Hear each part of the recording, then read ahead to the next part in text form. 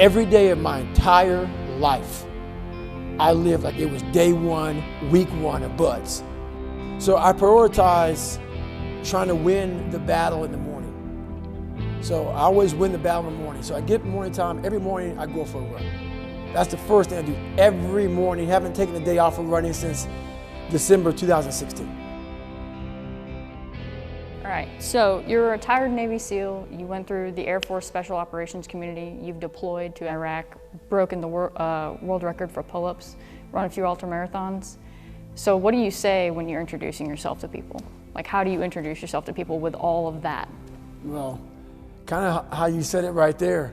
I'm David Goggins. So what got you interested in the SEAL community in the first place? Like, what caught your eye? Well, I was spraying for cockroaches when I got out of the Air Force. I was spraying for cockroaches. I was about 297 to be exact. And I saw this Discovery Channel show on TV. And I was like, and that Discovery Channel show was just guys going through Hell Week. And I saw these guys freezing, a lot of water. And I was like, you know what? It brought back memories of me going through pararescue training. So at 297 pounds, I decided to try to be a Navy SEAL. And to make a long story short, I had to lose 106 pounds in less than 3 months. And that's where it became challenging for me. So I knew to lose 106 pounds in less than 3 months, you're looking at 3,500 calories is a pound. So I was basically doing a whole bunch of math in my head. So I knew if I were to stop and be stagnant, there was no calories being burned. So I just basically trained all day long. So that's how I went. And before I knew it, I lost the weight. But when you lose 106 pounds in less than 3 months, you're not in the best shape of your life. You got a lot of cardio in, but you're just not in great shape.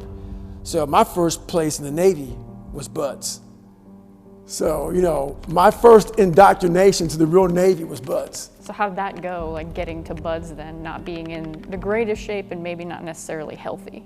I wasn't in bad shape, but my body was broken. Because when you go from 297 to 191, in that time period, and you're running, you're starting to break yourself. So I broke myself before I even got into Navy SEAL training. My first time going through buds, I got to Hell Week, stress fractures, double pneumonia. I got rolled back day one, week one.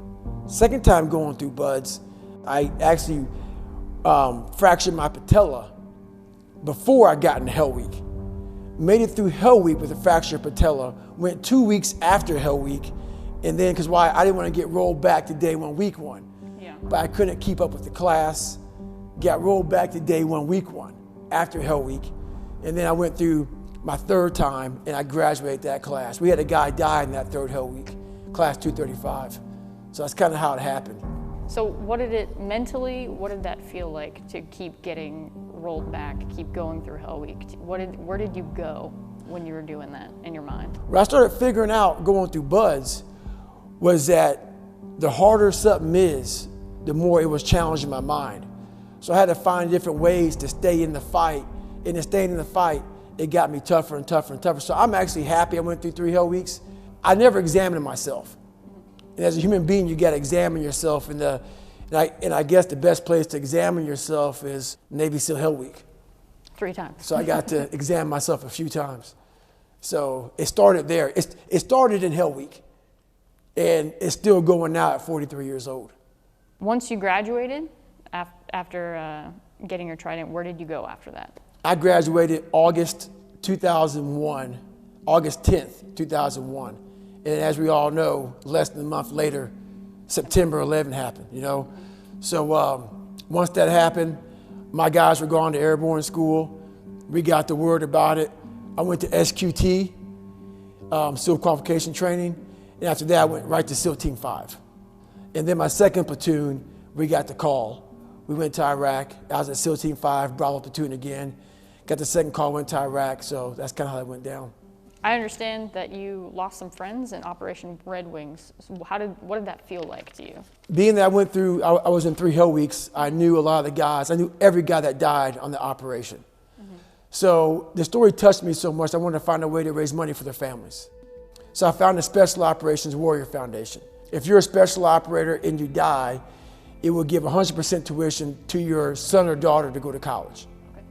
Great foundation. So now I gotta find something to do to raise money for it. So I started Googling all these different races. I found the Badwater 135. So it's a 135-mile run through Death Valley in the summertime. Had no idea about ultra running. I'm 250 pounds, I'm a big meathead. So here I am, calling the guy up on Wednesday. He goes, hey, you got to qualify for this race. I go, how do you qualify? He says, you got to run 100 miles in 24 hours or less. I'm like, is that even possible? I haven't run over 20 miles the whole year. Yeah.